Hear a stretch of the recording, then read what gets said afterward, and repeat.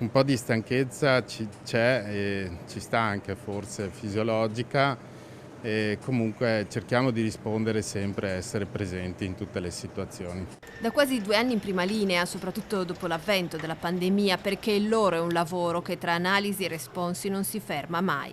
È la parte che si conosce meno, perché la si vede poco, quella dei laboratori, degli ospedali.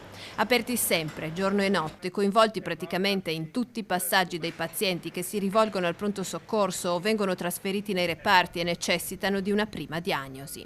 Il dipartimento diretto dal professor Angelo Dei Tos all'interno dell'azienda ospedaliera universitaria di Padova comprende il laboratorio di diagnosi patologica, la radiologia, la tossicologia, requisiti imprescindibili alle decisioni cliniche.